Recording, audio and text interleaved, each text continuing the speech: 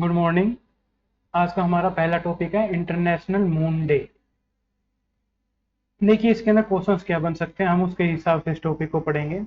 ये छोटा सा टॉपिक है, मैंने इसीलिए लिया है ताकि यूपीएससी से रिलेटेड जो प्रीलिम्स में इसके क्वेश्चन आ सकते हैं वे आपको बता सकूं। अब ये तो आएगा नहीं यूपीएससी के अंदर कि इंटरनेशनल मून डे मनाया कब जाता है, कोई एसएससी तो है नहीं, यूपीएससी है। बट इससे रिलेटेड जो हमने चंद्रयान वगैरह भेजे हैं उनकी एक बार रिवीजन करानी थी मुझे, इसलिए मैंने ये टॉपिक लिया है।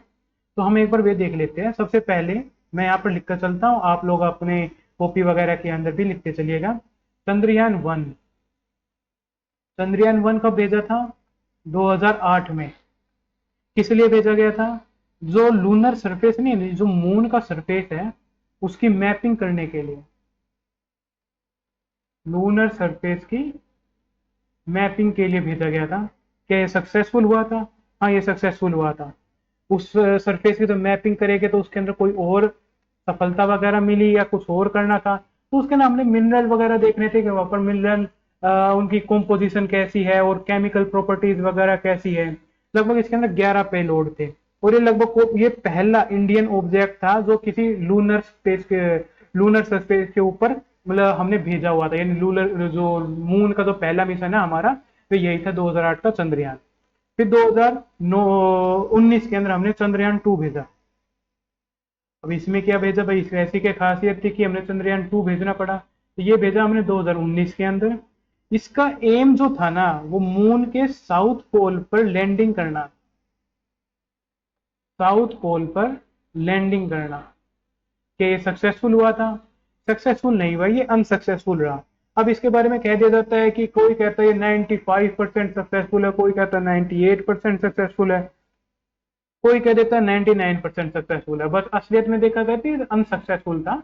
और हमें अपनी जो फेलियर्स है उन्हें रिकॉग्नाइज करना चाहिए, उनसे भागना नहीं चाहिए। अपने फेलियर्स को हम कुछ अपना आप लोग अपने थोड़े से मानसिक संतुष्टि के लिए हम अपने फेलियर्स को अनसक्सेसफुल ना कह के आधा सक्सेसफुल या फिर कह सकते हैं कि थोड़ा सक्सेस के अंदर बदलने की कोशिश करते हैं। तो पूरी तो नहीं होती है बट लिमिटेड होती है, तो हम फेलियर को ऐसे दिखाते हैं कि हम पूरे नहीं बट आधे सक्सेस तो हुए हैं। ये मानसिकता हमें थोड़ी खत्म करनी पड़ेगी। जब तक फेलियर्स को एक्सेप्ट करना नहीं सीखेंगे तो पास कैसे होंगे।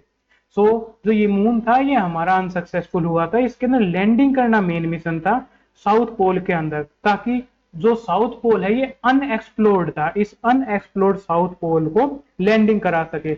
इसके अंदर एक लैंडर था और एक रोवर था।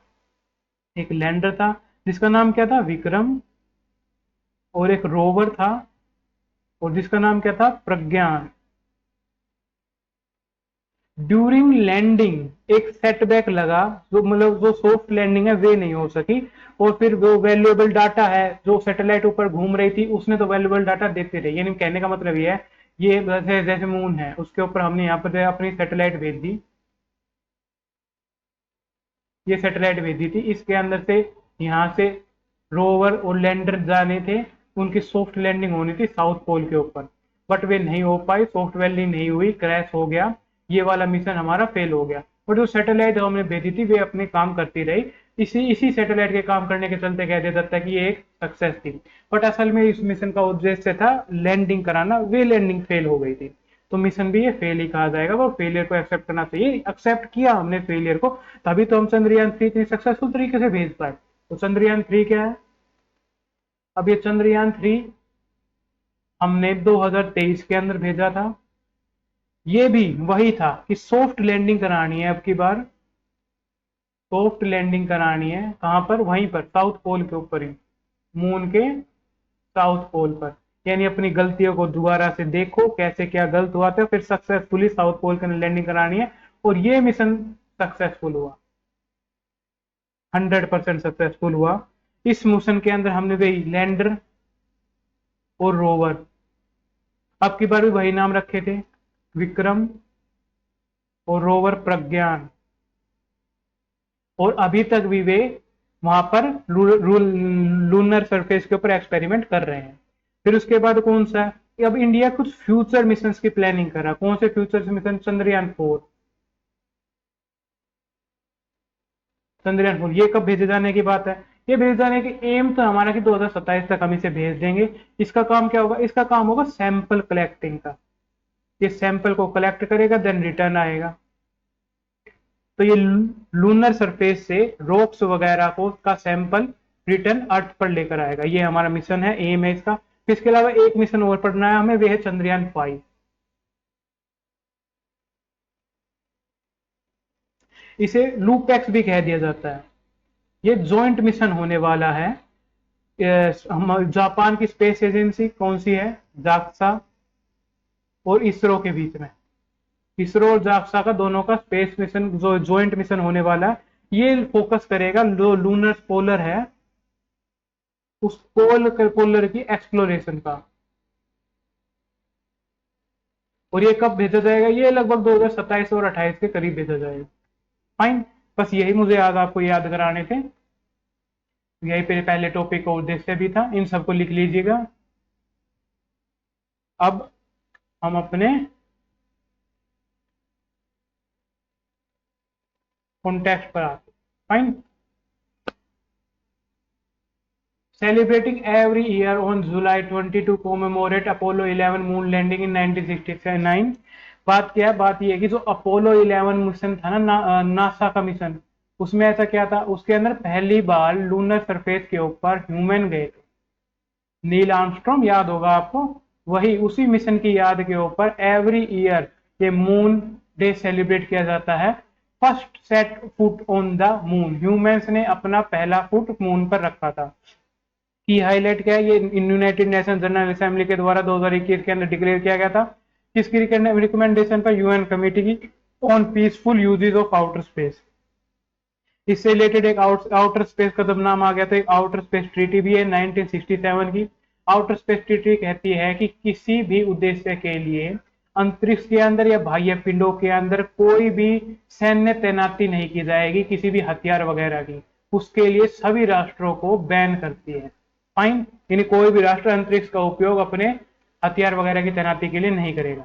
ऑब्जेक्टिव क्या है इस दिन को मनाने का, to promote peaceful exploration of space, encourage international cooperation and sustainable use of lunar resources, inspire youth interest in space science.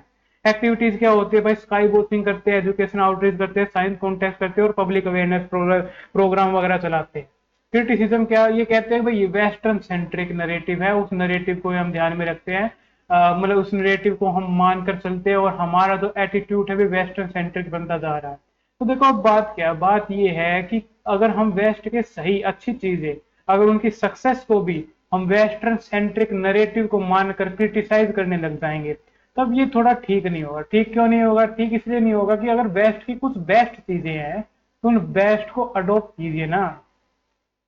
अगर गलत चीजें हैं उन्हें मत कीजिए। बट अगर अपना हम इसी केवल इस आधार पर कि वे सिर्फ वेस्ट की है कहकर हम उन चीजों को अपनाना छोड़ देंगे, तब ये नुकसान है। फाइन, अपोलो 11 क्या था, ह्यूमंस ने फर्स्ट स्टेप रखा था मून के ऊपर 21 जुलाई 1969 को। क्रू मेंबर्स कौन कौन थे, नील आर्मस्ट्रॉन्ग थे, बज एल्ड्रिन थे और माइकल कोलिन थे। मिशन था यूएसए के द्वारा जो कि नासा ने किया था। Global effort overlooked lunar exploration is now a global effort, India, Chandrayaan, China. मतलब ऐसा भी कहा जाता है कि सिर्फ पहले जब नासा ने ये किया तभी पैर रखा, उसी दिन को क्यों मनाया जाता है। लूनर एक्सप्लोरेशन तो अब एक ग्लोबल एफर्ट है, इंडिया ने भी तो चंद्रयान भेज रखा है, चाइना ने भी तो चांद भेज रखा है। तो इसके ऊपर क्रिटिसिज्म आता है, पर बात ये आती है कि वही वे पहली बार भेजा गया था तो इसलिए उसका नाम आ जाता है। अब है पीटलैंड वाइल्ड फायर। एक्चुअली हुआ क्या है, इंडोनेशिया के अंदर जो पीटलैंड होती है ना, दलदल भूमि होती है, वहां पर वाइल्ड फायर लगी है। अब वहां पर कैसे लगी, क्या हुआ, एनवायरमेंटल कोजेज क्या, हमें इसके बारे में थोड़ा पढ़ना है। कॉन्टेक्स्ट ये है कि fire fighters battled peatland wildfire in Riau province, Indonesia. These fires are international concern due to cross-border haze, especially affecting Malaysia and Indonesia. आप सभी को पता है साउथ चाइना सी से इन सभी के बॉर्डर लगते हैं, इंडोनेशिया, मलेशिया। अगर इंडोनेशिया के अंदर ये जो आग लगी है इसका इफेक्ट मलेशिया के ऊपर भी पड़ रहा है, तो क्रॉस बॉर्डर इफेक्ट जो पड़ रहा है उसके कारण इंटरनेशनल कंसर्न का पार्ट बन गया। फाइन, अब ये पीटलैंड्स क्या है भाई, वेस्टलैंड जो इकोसिस्टम होता है ना, जो पार्शली डिकेड ऑर्गेनिक मैटर से होता है, जिसे पीट भी कहते हैं। कहने का क्या मतलब है, एक वेटलैंड इकोसिस्टम है, उसके अंदर कुछ ऑर्गेनिक तत्व है, जैसे पेड़ पौधे हो गए, उनकी लकड़ियां वगैरह होगी, जब वे आधे गल जाते हैं पानी के अंदर तो उस लैंड को कहते हैं पीट लैंड। उस लैंड के अंदर जब फायर लग जाती है, उस फायर वे अक्सर करती क्या है, फायर है ना, इस पीटलैंड के अंडरग्राउंड भी जलती रहती है।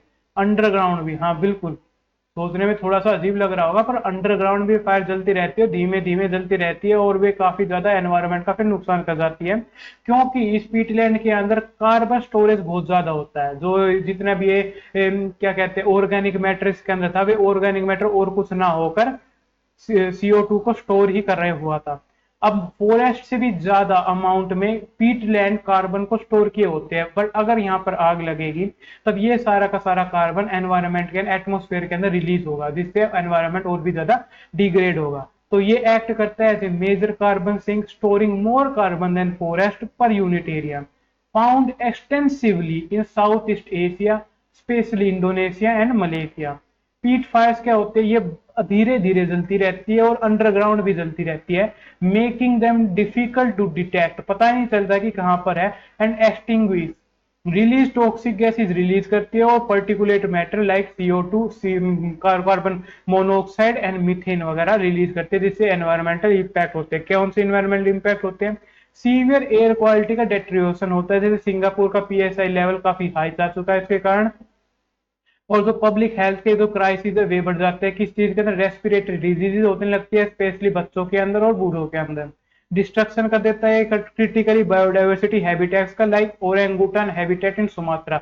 ओरेंगुटान एक बंदर यानी एप्स की प्रजाति है, उसके हैबिटेट को, बायोडाइवर्सिटी जो हैबिटेट है उसे क्रिटिकली डिस्ट्रक्ट कर देता है, मेजर कंट्रीब्यूशन करता है ग्रीन हाउस गैस के इमिशन के अंदर ये। बस हम इतना ही समझना था इसके अंदर। अगला है मेंटल फटीक। ये टॉपिक मुझे जो हिता हिंदू के अंदर आर्टिकल आया है mental fatigue and decision making का, इसके लिए नहीं पढ़ाना था। ये टॉपिक मुझे आपको पढ़ाना था ताकि हम ब्रेन का जो टॉपिक है हमारा वे पढ़ सके साइंस और टेक्नोलॉजी के अंदर। क्यों, क्योंकि जो ये रिसर्च आई है ना, ये आपके एग्जाम में नहीं आने वाली कि मेंटल फैटिग डिसीजन मेकिंग को कैसे इफेक्ट करता है। ये तो बाद में मैं आपको जो लिखा हुआ है वे पढ़ के भी बता दूंगा कि क्या क्या उस आर्टिकल के अंदर दिया हुआ था, बट मुझे आपको ब्रेन का टॉपिक पढ़ाना था, इसलिए मैंने ये टॉपिक लिया है। तो देखो, हम अपना नर्वस सिस्टम देखें तो उस नर्वस सिस्टम के अंदर तीन चीजें होती है। कौन कौन सी, पहला ब्रेन,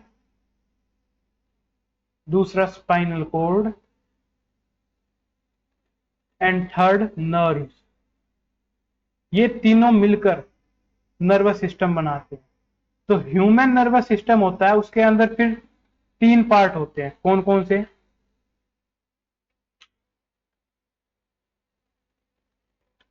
मैंने एक फ्री पेज ले लिया है, इसके ऊपर देखते हैं। जो ह्यूमन नर्वस सिस्टम होता है इसमें तीन पार्ट होते हैं। पहला पार्ट होता है central nervous system, second part होता है पेरिफेरियल नर्वस सिस्टम,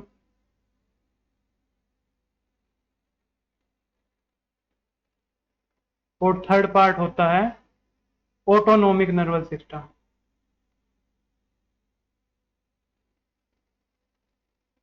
हिंदी में से कहते हैं ह्यूमन नर्वस सिस्टम को मानव तंत्रिका तंत्र, सेंट्रल नर्वस सिस्टम को हिंदी में कहते हैं केंद्रीय तंत्रिका तंत्र, पेरिफेरियल नर्वस सिस्टम को हिंदी में कहते हैं परिधीय तंत्रिका तंत्र, और ऑटोनोमिक नर्वस सिस्टम को हिंदी में कहते हैं स्वायत्त तंत्रिका तंत्र। जो सेंट्रल नर्वस सिस्टम होता है इसके भी दो पार्ट होते हैं, एक ब्रेन और दूसरा स्पाइनल कोड। जो पेरिफेरियल नर्वस सिस्टम होता है इसके भी दो पार्ट होते हैं, पहला क्रेनियल नर्वस, तो क्रेनियल नर्व्स होते हैं वे, और दूसरा स्पाइनल नर्व्स। क्रेनियल नर्व्स ये जो ब्रेन से रिलेटेड होती है, स्पाइनल नर्व स्पाइनल कोड से रिलेटेड होती है। तो क्रेनियल नर्व्स होती है इसके अंदर 12 पेयर्स होते हैं, और जो स्पाइनल नर्व्स होती है इसके अंदर 31 पेयर्स होते हैं, पेयर यानी शरीर के दाएं भाग में भी और बाएं भाग में दोनों तरफ फैले होते हैं। अब हम एक ब्रेन का चित्र बना लेते हैं थोड़ा। ये स्पाइनल कोड है, ये ब्रेन का अंदर का पार्ट, फिर इसके ऊपर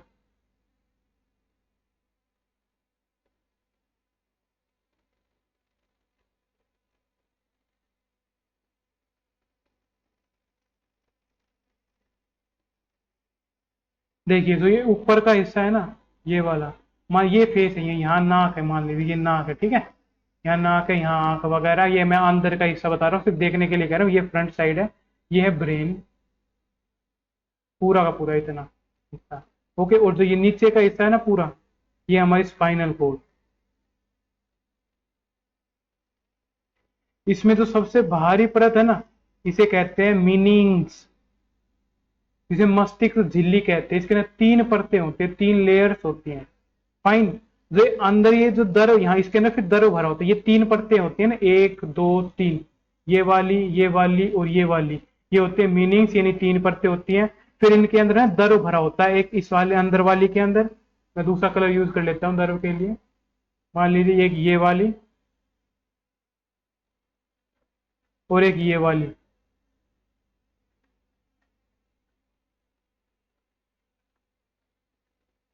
फाइन। इन्हें कहते हैं सेरिबियो, इसको और इसको, इन दोनों को कहते हैं cerebro spinal fluid, spinal fluid. अब जो ये दोनों चीज है ना, ये परते और स्पाइनल फ्लूइड, ये दोनों मिलाकर बाहरी आघातों से रक्षा करते हैं, यानी सुरक्षा करते हैं ब्रेन की। परते भी और जो फ्लूइड इसके अंदर भरा रहता है, ताकि बाहरी अगर कोई आघात लगता है तो उससे रक्षा की जा सके, वे रक्षा की जाती है इन परतों और इस फ्लूइड के द्वारा।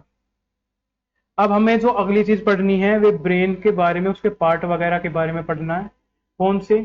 सबसे पहला है फोर ब्रेन।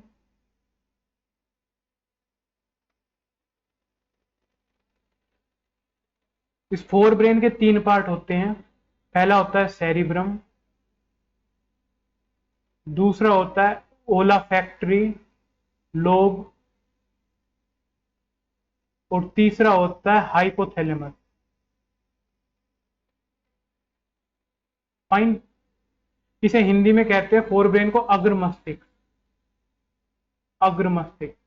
जो ये सेरिब्रम होता है इसे कहते हैं प्रमस्तिष्क, प्रमस्तिष्क। जो ओलाफैक्टरी लोब होता है इसे कहते हैं घ्राण पिंड, घ्राण पिंड। और हाइपोथैलेमस, इसे हाइपोथैलेमस ही नाम याद करना, जल्दी ये इसी से होगा। फिर होता है दूसरे नंबर का मिड ब्रेन। मिड ब्रेन को हिंदी में कहते हैं मध्य मस्तिष्क। फाइन।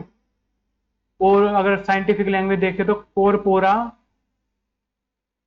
क्वाड्रिजेमिना, ये याद करने की जरूरत नहीं है, फिर मिड ब्रेन याद रखना। ओके, मेरे को याद करने पड़ते हैं क्योंकि कोई बच्चे पूछ लेते हैं डाउट में, इसलिए आपको याद करने की जरूरत नहीं। थर्ड होता है हिंड ब्रेन। आप लोग कमेंट नहीं करते इसलिए मेरे पास डाउट आ नहीं रहे, नहीं तो डाउट बहुत आते हैं। पहला है सेरिब्रम, ये भी, इसके भी 3 पार्ट होते हैं, सेरिबेलम कहते हैं इसे, सेरिबेलम। सेकंड पार्ट होता है पोन्स, और थर्ड पार्ट होता है मेडुला। हिंड ब्रेन को हिंदी में कहते हैं पश्चिम मस्तिष्क। फाइन। और सेरिब्रम को हिंदी में कहते हैं अनुमस्तिष्क। बस यही करने थे। पोन्स और मेडुला को इंग्लिश में याद रखना। अब इसके ना कुछ वर्क्स देख लेते हैं। वर्क्स क्या देख लेते हैं, कहने का मतलब है ये काम क्या क्या करते हैं। तो सबसे पहले देखते हैं प्रमस्तिष्क का काम। प्रमस्तिष्क ये शरीर का ना सबसे बड़ा, यानी ब्रेन का ना सबसे बड़ा भाग होता है। इसके 2 पार्ट होते हैं, एक लेफ्ट और एक राइट। इसका उल्टा होता है, इसके उल्टा क्या होता है, जो लेफ्ट वाला पार्ट होता है ना, वे शरीर के राइट वाले पार्ट को कंट्रोल करता है। और इस ब्रेन का जो राइट वाला पार्ट होता है ना, वे शरीर के लेफ्ट वाले पार्ट को कंट्रोल करता है, यानी उल्टा काम करता है। इस प्रमस्तिष्क के भी कुछ पार्ट होते हैं, अब वे भी देख लेते हैं। जो प्रमस्तिष्क है, इंग्लिश में कहेंगे पहले वाला सेरिब्रम है, इसके भी कुछ पार्ट होते हैं। कौन से? पहला पार्ट होता है फ्रंटल लोब, दूसरा होता है टेम्पोरल लोब,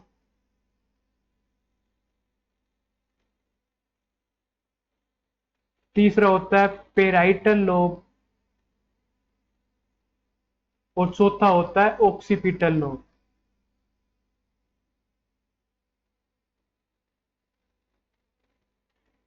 जो ये फ्रंटल लोब होता है ना, इसका काम होता है ऐच्छिक क्रियाओं का नियंत्रण। ऐच्छिक क्रियाएं कौन सी? जो हमारी इच्छा से होती है, वे क्रियाओं का नियंत्रण। जैसे आंखों की पलके झपकाना, जो हमारी ऐच्छिक क्रिया नहीं है, ये अपने आप ही झपकती रहती है, हम अपने जानबूझ के झपकाए हुए अलग बात है, पर ये अपने आप ही झपकते रहते हैं। दिल का जो धड़कना ये भी हमारे हाथों में नहीं है, ये भी अपने आप होता है। पर एक चीज क्रिया भी होती है, जैसे हमारा हाथों का उठना, हमारे हाथों का हिलाना, हमारी गर्दन का हिलाना, हमारा उठना, हमारा बैठना, ये हमारी एक चीज क्रिया जो हमारी इच्छा पर निर्भर है, उसे कंट्रोल करता है। इसके अलावा विचार करना, याददाश्त बनाना, हमारी जो इंटेलेक्चुअल है उसे देखना और बोलना, ये भी सब फ्रंटल लोब ही देखता है। उसके अलावा टेम्पोरल लोब का काम होता है सुनना और ध्वनि को समझना, लिसन करेगा चीजों को और अंडरस्टैंड करेगा चीजों को। पैराइटल लोब का काम होता है दर्द यानी जो पेन होता है ना उसे, स्पर्श को और स्वाद को, इनकी अनुभूति करेगा, स्पर्श की स्वाद की इनकी अनुभूति करेगा। और ऑक्सीपिटल का काम होता है प्रकाश संबंधी संकेत प्राप्त करना, तो प्रकाश जो लाइट होती है, लाइट संबंधी जो संकेत प्राप्त करना ऑक्सीपिटल लोब का काम होता है। फिर आती है घ्राण पिंड। घ्राण पिंड क्या होता है? ओला फैक्ट्री लोब, जो हमने ऊपर पढ़ा था, ओला जो फैक्ट्री लोब है, घ्राण पिंड इसे कहते हैं। घ्राण पिंड का क्या काम होता है? ये गंध यानी महक यानी स्मेल, जो स्मेल होती है, इस स्मेल से रिलेटेड क्या कहते हैं, रासायनिक जो संकेत होते हैं, केमिकल जो संकेत होते हैं उनको प्राप्त करता है। ये ह्यूमंस में कम विकसित यानी पूरा डेवलप नहीं होता है, बट ये जो दूसरे जानवर से जैसे डॉग हो गया और डॉग फिक्स वगैरह हो गया, उनके अंदर काफी ज्यादा डेवलप होता है। डॉग की सूंघने की क्षमता बहुत ही अधिक होती है। इसके अलावा डॉग फिश शार्क को ही कहते हैं। शार्क को क्यों कहते हैं? क्योंकि शार्क के सूंघने की क्षमता बहुत ज्यादा होती है, इसीलिए उसे फिर डॉग फिश कह दिया जाता है, क्योंकि डॉग की क्वालिटी मानी जाती है सूंघना। उसके अलावा है हाइपोथैलेमस। मैंने कहा था हाइपोथैलेमस को इंग्लिश के अंदर ही याद रखना, इसी में याद होगा, हिंदी का नाम बड़ा अटपटा लगेगा। हाइपोथैलेमस का काम क्या होता है? होमोस्टेटिस करना। होमोस्टेटिस क्या होता है? देखो इसके वर्ड से ही बता देता हूं। होमियो, जो होम है ना, होम होम का तो मतलब हो गया घर, फाइन। और जो स्टेटिस है ना, स्टेटिस का मतलब होता है बैलेंस, यानी घर का बैलेंस बनाना। अब शरीर के लिए घर क्या है? शरीर के लिए घर है शरीर की बॉडी। तो उस बॉडी के अंदर, शरीर के अंदर भूख लगना, प्यास लगना, जल का संतुलन करना, तापमान को संतुलित करना, इन सभी को संतुलित करने का कार्य इसका होता है। यानी आंतरिक वातावरण जो हमारा इंटरनल जो एनवायरमेंट होता है ना शरीर का, इंटरनल एनवायरमेंट, उसे बैलेंस में रखता है होम्योस्टेटिस। फाइन। फिर इसके अलावा है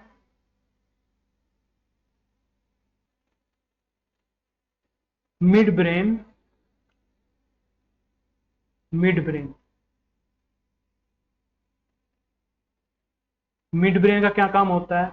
जो ऑप्टिक लोब होती है ना, जिसे इंग्लिश में कहते हैं कोरपोरा क्वाड्रिजेम है, जो हमने पहले पढ़ी थी, ये दृश्य से संबंधित यानी देखने से संबंधित, प्रकाश से संबंधित, उससे संबंधित संकेत प्राप्त करता है, दृश्य से संबंधित। फाइन। और लास्ट है हिड ब्रेन। हिड ब्रेन, इसका एक जो हमने पार्ट पढ़ा था सेरिबेलम, जिसे हिंदी में कहते हैं अनुमस्तिष्क, ये मस्तिष्क का दूसरा सबसे बड़ा पार्ट होता है। इसका मुख्य काम होता है बॉडी का बैलेंस करना, बॉडी बैलेंस करना, और पोस्चर्स को, जो हमारा पोस्चर है उस पोस्चर को मेंटेन करना, और लर्निंग। ये तीन कार्य होते हैं इसके। बॉडी का बैलेंस बना के रखता है, पोस्चर को मेंटेन करता है और लर्निंग करता है। फिर दूसरा हमने पार्ट पढ़ा था पोन्स। फाइन। पोन्स का काम होता है सांस लेने की जो लय होती है ना हमारी, सांस लेने की लय, उसे नियंत्रित करने का काम होता है। और फिर तीसरा होता है मेडुला। मेडुला होता है अनैच्छिक क्रियाओं को नियंत्रित करता है। अब भाई शरीर के अंदर कोई तो चीज होगी ना जो बिना हमारी इच्छा के होने वाली जो क्रियाएं हैं, जैसे पाचन हो गया, उसके अलावा श्वसन हो गया, उसके अलावा आंतरिक जो अंगों की क्रिया, हार्ट का धड़कना हो गया, वगैरह जितने भी चीजें जो अनैच्छिक है उन्हें थोड़ा नियंत्रित जो करता है वो मेडुला करता है। ये हो गया ब्रेन के हमारे पार्ट। अब है स्पाइनल कोड।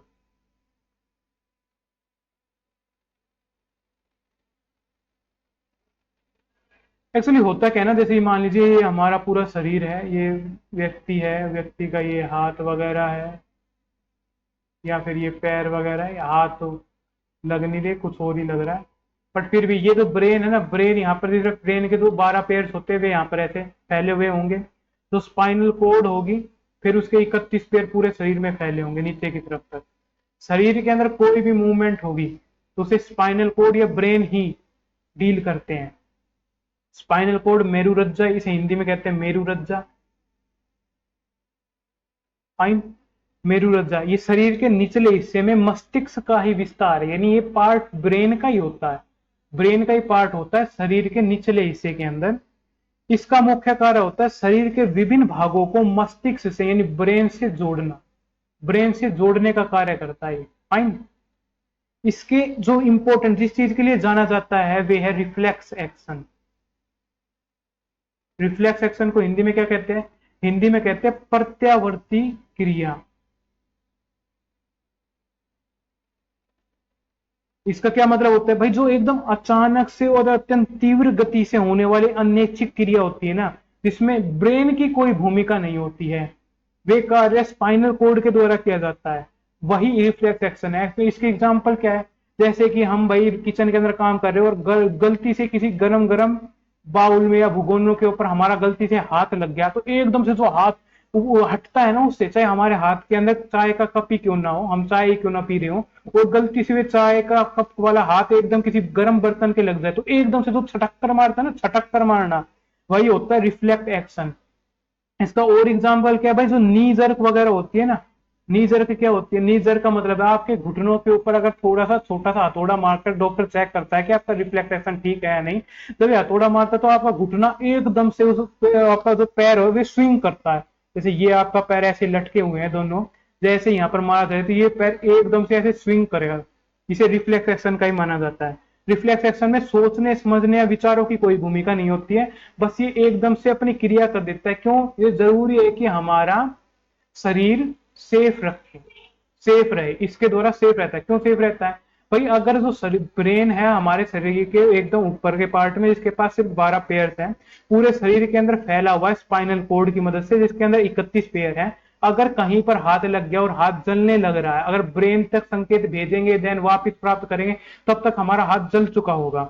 इसीलिए वे हाथ को बचाएं, इसलिए तुरंत स्पाइनल कोड यानी जो हमारी मेरुरज्जा होती है वे अपने आप रिफ्लेक्स एक्शन कर देती है, यानी बिना सोचे समझे एकदम से प्रत्यावर्ती चाप क्रिया कर देते, जिससे हमारा शरीर बच जाता है जलने वगैरह से या फिर किसी एक्सीडेंट वगैरह से। अब तीसरी चीज हमने पढ़ी थी, जो ब्रेन हमारे नर्वस सिस्टम का पार्ट थी, ऑटोनोमिक नर्वस सिस्टम, जिसे हिंदी में कहते हैं स्वायत्ता तंत्रिका तंत्र। इसके भी दो पार्ट होते हैं, एक सिंपैथेटिक पैथेटिक और दूसरा पार्ट होता है पैरासिम्पैथेटिक। पैरासिम्पैथेटिक इसे कहते हैं अनुकंपी और इसे कहते हैं परानुकंपी। फाइन। इसके अंदर क्या होता है? जब सिंपैथिक पैथेटिक के अवस्था के अंदर शरीर होता है तो ये शरीर को एकदम उत्तेजित कर देता है, हृदय की गति को और श्वसन की दर को तीव्र कर देता है, बढ़ा देता है, मांसपेशियों को एकदम से संकुचित कर देता है, तो पाचन की क्रिया को मंद कर देता है। ऐसा क्यों करता है ये? ऐसा इसलिए करता है जैसे कि एकदम से कोई इमरजेंसी वगैरह आ गई तो ये आपके शरीर को एकदम अलर्ट मोड पर डाल देगा, और अलर्ट मोड के लिए फिर जितना भी आपके शरीर को जरूरत होगी, जैसे कि हमारे फोन की बैटरी जब कम होती है, फोन की बैटरी कम होने के अंदर बैटरी सेवर ऑन हो जाता है ना, अगर आपने सेटिंग कर रखी हो तो बैटरी सेवर ऑन हो जाता है। वैसे ही मान लीजिए शरीर एकदम अलर्ट मोड में, इमरजेंसी मोड में और रेडी मोड में स्टार्ट हो जाता है कि अब आ जाओ कुछ भी, अब मैं तैयार कर लेता हूं पूरे शरीर को। शरीर को पूरा एकदम उत्तेजित कर देगा, हृदय की गति और श्वसन की दर को एकदम बढ़ा देगा, मांसपेशियों को संकुचित कर देगा, रेडी कर देगा और पाचन क्रिया को मंद कर देगा कि लंबे समय तक हम कार्य कर सके। मान लीजिए भूत देख लिया, तब ये सारी चीजें हो जाएंगी। पैरासिम्पैथिक क्या होता है? जब ये जो टाइम पीरियड ये निकल जाता है, शरीर को लग रहा है फिर ठीक है चीजें अब नॉर्मल है, अब डरने वगैरह की कोई बात नहीं है, फिर दोबारा से पैरासिम्पैथिक यानी परानुकंपी के अंदर आ जाता है। इसके अंदर क्या होता है? शरीर दोबारा से विश्राम की अवस्था में आ जाता है, शरीर को दोबारा से सामान्य कर देता है, हृदय की गति को सामान्य कर देता है, श्वसन की दर को सामान्य कर देता है, शरीर को उत्तेजित अवस्था से विश्राम अवस्था में ले आता है, मांसपेशियों को दोबारा से विश्राम में शिथिल अवस्था में ले आता है, और पाचन की क्रिया को दोबारा से सामान्य कर देता है, यानी ये दोबारा से चीजें नॉर्मल कर देता है। इस नॉर्मल करने को ही कहते हैं पैरासिम्पैथिक। यही था हमारा पूरा के पूरे ब्रेन का पार्ट जिसे हमने अच्छे से पढ़ लिया है। किसी दिन अगर आई से रिलेटेड या ईयर से रिलेटेड कोई भी क्वेश्चन वगैरह टॉपिक वगैरह आएगा तो हम उसे भी ऐसे ही ढंग से पढ़ेंगे। चलिए अब जहाँ पर जो लिखा हुआ है देख लेते हैं एक बार थोड़ा सा। Mental fatigue and decision making study के अंदर पाया गया है कि जब हमारा माइंड थका हुआ होता है तो वे हमेशा ईजियर डिसीजन लेते हैं, जो ईजियर टास्क होते हैं उन्हें पूरा करने की कोशिश करता है और जो मुश्किल टास्क है उनकी तरफ नहीं जाता। की फाइंडिंग्स क्या क्या है? तो कोग्निटिव फैटिग जो अराइज होती है प्रोलॉन्ग मेंटल एफर्ट से, fatigue individual prefer easier task and performance में remain stable but choices shift हो जाती है लेस एफर्टलेस ऑप्शंस के अंदर। ये चीजें यहाँ पर लिखी हुई है, आप चाहे तो उसे पढ़ सकते हैं, ये पेपर में नहीं आने वाला। India can reframe AI debate. अब एआई डिबेट आप सभी को पता है इंडिया होस्ट करेगा 2026 के फरवरी के अंदर एआई इम्पैक्ट समिट को। अब चैलेंजेस क्या हो रखे हैं ना एआई के ऊपर, एक्चुअली एआई एक न्यू टॉपिक है। अब न्यू टॉपिक है तो इसके सभी डायमेंशंस चेक करने पड़ेंगे।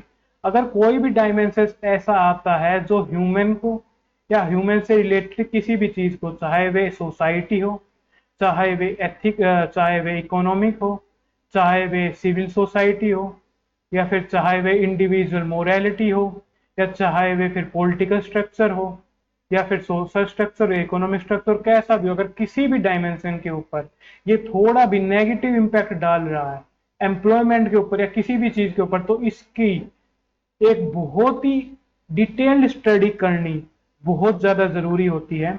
देन स्टडी करने के बाद एक एथिकल डिसीजन लेना होगा। उस एथिकल डिसीजन के अंदर स्ट्रेटेजिक डिसीजन और एक दीर्घकालिक समन्वय करता हुआ ऐसा पॉजिटिव डिसीजन लेना होगा जिससे जो आने वाले समय के अंदर, भविष्य के अंदर, फ्यूचर के अंदर हमारा नुकसान ना होकर हमारा फायदा हो, प्रॉफिट हो, और ह्यूमन का जो एग्जिस्टेंस है उसके ऊपर कभी भी कोई खतरा ना आए। तो इस सब के लिए जो बार बार ये समिट वगैरह हो रही है, क्यों हो रही है? क्योंकि ये एआई के अंदर इतनी पोटेंशियल है कि पूरे के पूरे पृथ्वी ह्यूमन लाइफ को 100% चेंज कर सकता है पूरी तरह से। इसीलिए इस एआई से रिलेटेड हमें जो कंसर्न्स है उनका बड़े चुनौतीपूर्ण तरीके से ध्यान में रखना होगा। उसी से रिलेटेड बार बार समिट हो रही है। पेरिस के अंदर भी 2025 के अंदर समिट हुई थी, हम सभी को पता है। यूके और यूएस ने रिजेक्ट कर दी थी उसके फाइनल जो टेक्स्ट था, बट चाइना ने एक्सेप्ट कर लिया था।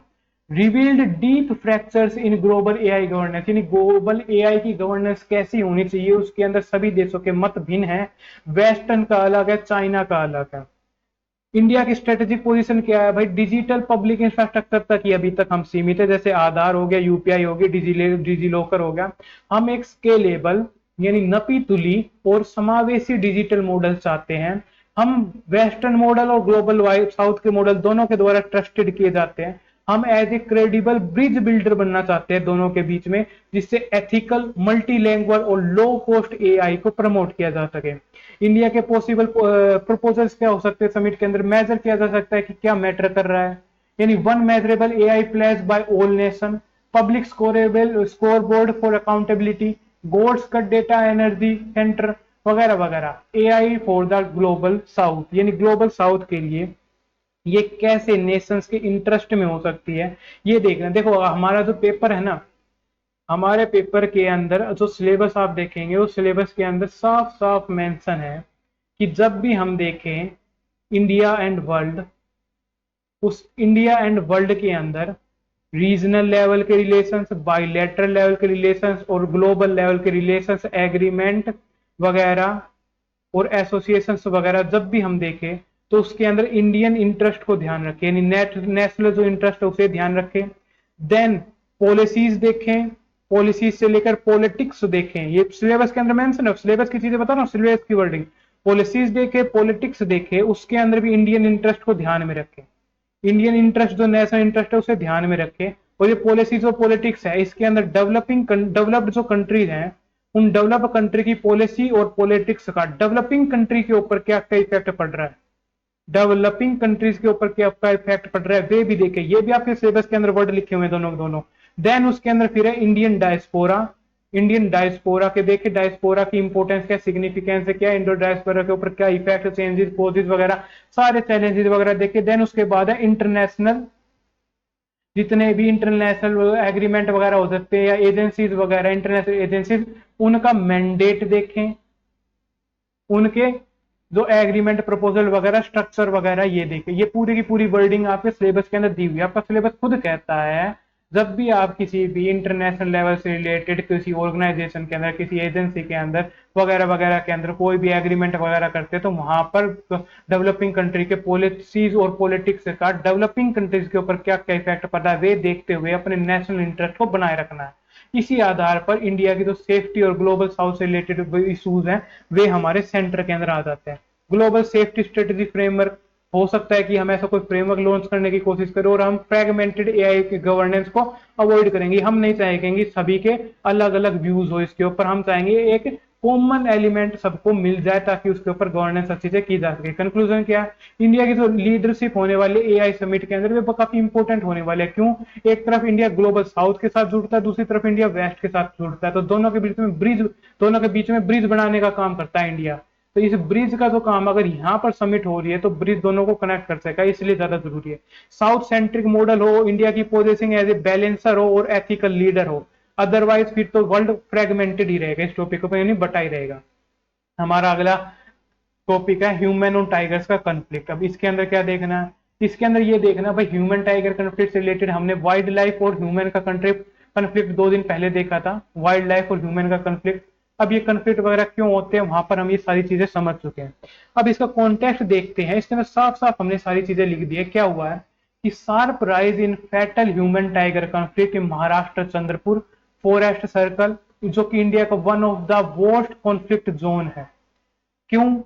जो टाइगर की जो पॉपुलेशन है चंद्रपुर के अंदर में 347 2025 के अंदर 2020 से 191 ज्यादा बढ़ चुकी है। कंजर्वेशन की सक्सेस को दिखाता है, बट इसी के साथ साथ एक चैलेंज आ जाता है, चैलेंज आ रहा है कन्फ्लिक्ट का।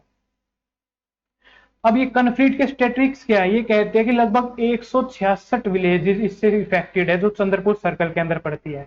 106 विलेजेस अफेक्ट करती है विद TATR बफर के अंदर, जो टाइगर से रिलेटेड जो बफर का जो जोन है उसके अंदर। डेथ कितनी हुई है 2024 के अंदर 27 हुई थी और 2025 के अंदर अभी तक 22 डेथ तो हो ही चुकी है। यानी जो 4.5 साल का अगर टोटल देखा जाए तो 184 डेथ इस कन्फ्लिक्ट के कारण हो चुकी है, जो कि इंडिया का हाईएस्ट रिकॉर्ड बना रहा है। रूट कॉज इसके क्या है, हैबिचुअल फ्रेगमेंटेशन है। क्यों? रोड्स, फार्म्स, अर्बन स्पास, ये सब के सब फॉरेस्ट के अंदर इंटरफियर कर रहे हैं। टेरिटोरियल प्रेशर हो रहा है। टेरिटोरियल प्रेशर कौन सा होता है, जैसे टाइगर्स की पॉपुलेशन बढ़ेगी तो जो भी यंग टाइगर्स हो गए उन यंग टाइगर्स को उन एरिया से बाहर पुश किया जाएगा ताकि वे अपना न्यू एरिया जनरेट करें, पुराने या ओल्ड टाइगर्स के एरिया के अंदर कब्जा ना करें। तो जब उन्हें पुश किया जाएगा, जो कि टाइगर बिहेवियर के अंदर शामिल होता है, तो पुश करने पर वे बाहर की तरफ आएंगे कोर से, और बाहर की तरफ आएंगे तो बाहर अगर ह्यूमन सेटलमेंट है तो ह्यूमन सेटलमेंट के साथ फिर कन्फ्लिक्ट होगा ही होगा। टूरिज्म लोड क्या है भाई, 4 लाख से ज्यादा विजिटर्स आ रहे हैं। तो विजिटर्स, अब थोड़े दिन पहले एक फुटेज आई थी जिसके अंदर एक महिला को टाइगर विजिट जब सफारी कर रहे थे तो उस टाइम पर खींच कर ले गया था जंगल में, यानी वो उसके बाद उसका क्या हुआ इसका पता नहीं है।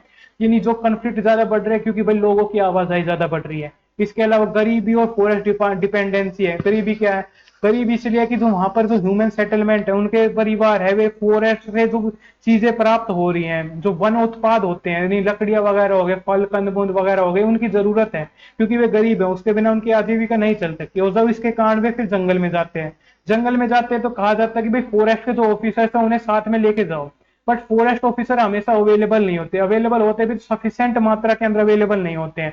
तब उनकी जो सेफ्टी है वे कम रह जाती है, और सेफ्टी कम रह जाती है फिर उनके साथ अटैक हो जाता है टाइगर वगैरह का, फिर वे मारे जाते हैं।